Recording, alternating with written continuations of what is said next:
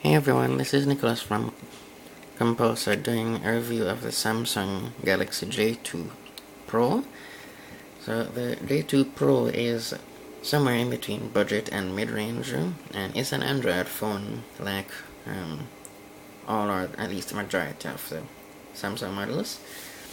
This one is shipped with Android 7.1.1, which is named Nougat, and it's dual SIM, meaning that you can use SIM cards you can use two different SIM cards if you happen to have two phones and you've decided that you want to just get a new one and stop using the other two for simplicity's sake.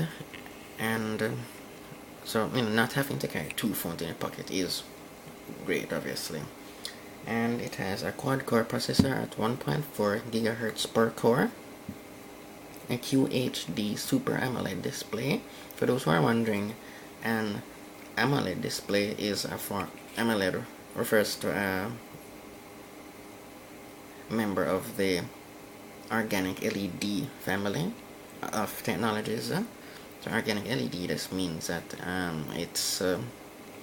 there are millions, if not more, microscopic LEDs printed onto a substrate, which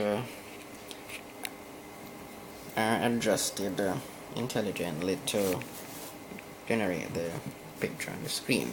So this type of screen doesn't rely on LED or fluorescent, conventional LED or fluorescent lights along the sides of the screen. That's called backlit. So that also has its benefits. So if you're using the phone outside, the benefits for me haven't been that significant, but I noticed that it's a little bit easier to read out in the sun than my older LCD devices, although it's possible that LCDs have improved. So as expected, this is a very thin phone and fairly lightweight, although not significantly lighter. Well, anyway, but that's not really an issue. It's light enough. Right, so this phone is equipped with 1.5 gigabytes of RAM, which will do if you're only going to run a few apps. So one thing I noticed about this version of Android is that, and this phone is, it's plenty fast enough if you're literally only running a few apps. So you can see I just have my browser, Slack Messenger, Google Sheets and Docs, File Browser, Authenticator, BBM, Gmail, etc. And if you do decide that you want all the social media apps, a bunch of games, this, that, then it's going to slow down on you substantially. So that's what the high-end phones in the $400, $500, $600, $700 range are for. So this is why people are spending $700 on new phones, and I don't blame them at all, because there are a lot of nice apps out there like Uber, Lyft, Instagram, Facebook, etc. This one also has Facebook installed in it, and also it has 16 gigabytes of storage. So the same thing as I told you about the RAM applies here, but just a little differently. So your apps are stored in flash memory, right? It has 16 gigabytes of flash memory. What that means is if you install too many apps, then you run out of space and you have a little problem. Everything else is stored there too, the OS, photos, music, and so on. So if you need a little more, the Samsung Galaxy J7 Pro is great in that regard. Those are in the upper $200 range. And but whether you're buying this or the 7 or even the Samsung Galaxy S models, you're getting mostly the same software, I guess, but the greatest differences are in the hardware. So like the other Samsung phones, there's a secure folder.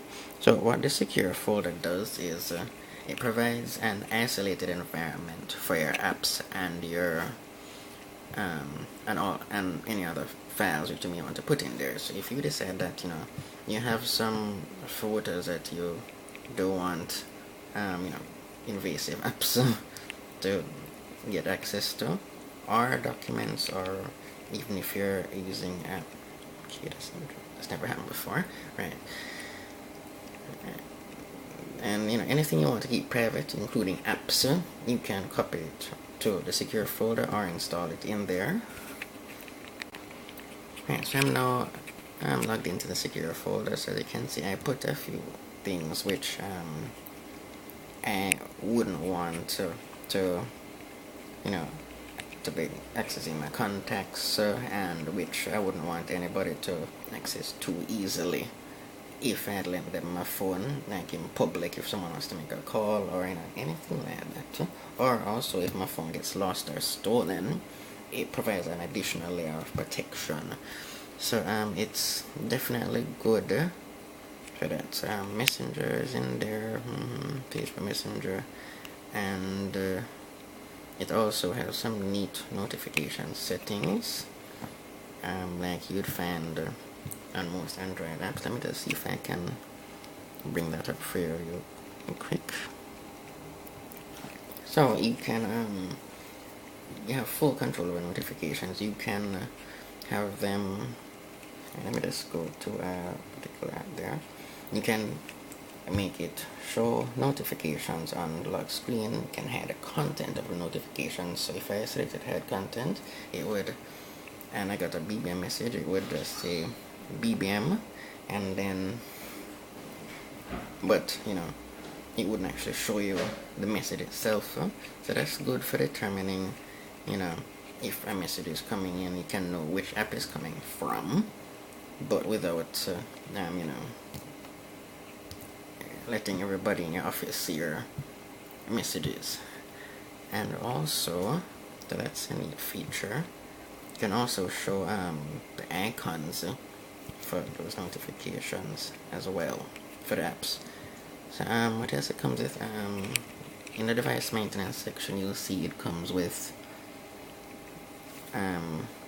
where is it? McAfee, Veriscan, well, or something along those lines. It says device security powered by McAfee, the anti-malware app. So I don't see a way to remove it if you wanted to. However, it's convenient because you can just scan your phone, and it hasn't prompted me to pay for it or said anything about it being a trial version. So that sounds good, of course. So one thing I like about it is that when I got it, I didn't have to worry about setting up security or anything for that matter. They just popped in my SIM card and I copied all my contacts, and that was pretty much it. It just works.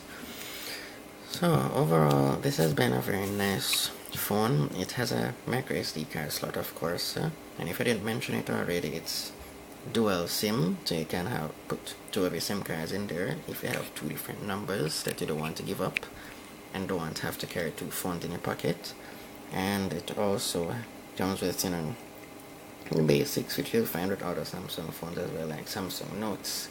Some secure folder, I should have mentioned, is also available on other phones, so that's other Samsung phones, that's worth mentioning. And I think that from a secure standpoint, that folder might be helpful. I'm not 100% sure, but I'm guessing that maybe if there's malware installed on your phone, then like keyloggers, then maybe, hopefully, it won't be able to intercept your keystrokes and steal your password if you're, for example, logging into a payment app or a banking app which is located in the secure folder. So I would definitely, if I was to install PayPal or a banking app, it would be in the secure folder. Other phones have the same feature, but just with a different name. For example, the Blackberries have something called locker, but it works the same way. So yes, overall it's a fairly standard phone, and it has an 8 megapixel camera on the back, 5 megapixels on the front, and a micro USB port,